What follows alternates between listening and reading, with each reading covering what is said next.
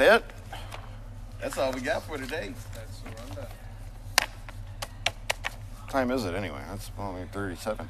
Heck, we could just screw around. Hey, I don't have a problem with that. Brian, does the camera work or no? Yes, the camera is working. So you could actually pivot the camera and zoom on Khary. Yeah, we can do that. Let's do that. Khary didn't know he was going to be on camera today. No, I didn't. One of his first times controlling the camera, so let's see. Let me see if I can make this work. Yeah. Other way. Yep. Oh, Hey! there he is. You got to By tilt down. George, I think we've done it. You have to wave too, or it doesn't make any sense. Brian, Khary. Yes, indeed. Why'd you stop the zoom there? You're afraid to get a little too close? Well, I mean, I'm short, so I just figured it would look weird if I... Well, you got to play. No, you got to go up. There you go. There we go. Yep. So let's tell the world about Khary Hobbs. A little something about yourself. Khary is a guy that grew up and was born and raised in Detroit, Michigan, on the west side. What part of West Side? So specifically, Joy in Southfield, if anybody's heard of that. Where'd you graduate? I went to Malcolm X Academy, and then I went to Renaissance High School, and then I went to Michigan State University. It's hard for me to talk about them now because they're always doing something I don't like. Yeah. So, but yeah, I did. I'm a Spartan, and I love it. I just haven't loved it recently, and been doing TV stuff since I left Michigan State, and then here we are. Like I was working in Lansing before for a while after I left out of school, and then I came back to the proverbial hood. All right. What year did you graduate high school? 2000.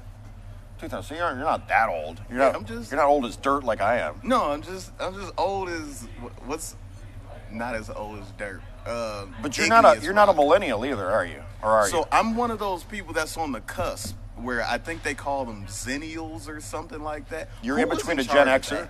Huh? Yeah, so it's the one that's like at the end of Gen X, beginning of millennial, where we've basically seen everything happen instead of being born into it. Right. But you were early adopters. You're like Generation Napster. Exactly. Yep, I was definitely alive and well when that was a thing, and that was a whole transition. That's a generational thing that was happened there for a few years, where one minute it was cassettes and compact discs, and then it was MP3s, right. And then it was the iPod came along in 2001, and then it was on. I remember my sister let me have her first generation iPod, and when I had it at Michigan State, I think this might have been like my third year there, everybody was confused, like, what is that thing? Mm-hmm. So I felt real cool for a second there. I was the first person, other than the hockey players, on Michigan State's campus to have rollerblades. Wow. There was a place at Frandor Mall called Puck and Pedal. Right. And I saw the hockey players skating around campus on these, it looked like hockey skates, but with wheels. Right. I was like, I gots to get me one of those. Then I went over to Puck and Pedal and picked up a pair. You know how much they cost me? No idea. American Express, whoosh, $275 in 1990. So, wait. So rollerblades were also the price of a PlayStation? No, PlayStation didn't come out until 95. I was one of the first people to buy one of those. Man, what we've seen it all. That's what I mean. Like, everything has happened in such a way where I felt like it was very short. Like, everything seemed like it was quick, and then, when you tell me it was 95, that's really just ruined my brain. Nothing makes sense anymore. That first American Express card that I got, oh boy, did I do some damage with that bad boy before I realized it wasn't free money. No, it wasn't. Lisa says, I got mine there in 94. At Puck and Pedal? Yeah, I want to know that too. Okay, so back to you. Married, kids, they want to know? Married, we're November will be the second anniversary with my wife. We are expecting our first child in 2 weeks. 2 weeks. Wait a minute. How did this end up back on me? I did that. You got to put it back on you. I got you. Whoa. Nope, I didn't mean to do that. Your first child in 2 weeks? In 2 weeks. So this whole thing is weird to me because, again, I didn't even think I was going to be allowed kids, let alone somebody say, hey, you and I should have kids. So she's ridiculous. She's wrong. And we're going to have this kid anyway. Speaking look of at you not giving yourself any talk space. You're talking right into the side of the screen. You got to give yourself some talk space. So a little bit more face room. Yeah, move it some more. Unless you're going to talk this way. There we go.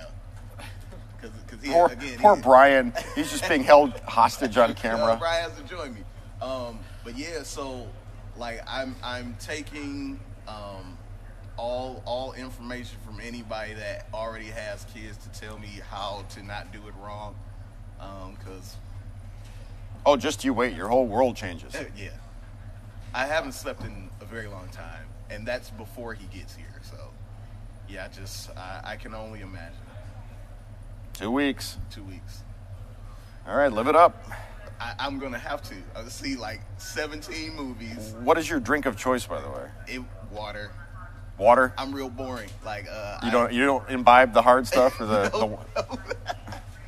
But at least I got to hear imbibe use today. Yeah, that's it. But it's actually Channel 4's fault. Many years ago, there was a challenge to stop drinking pop.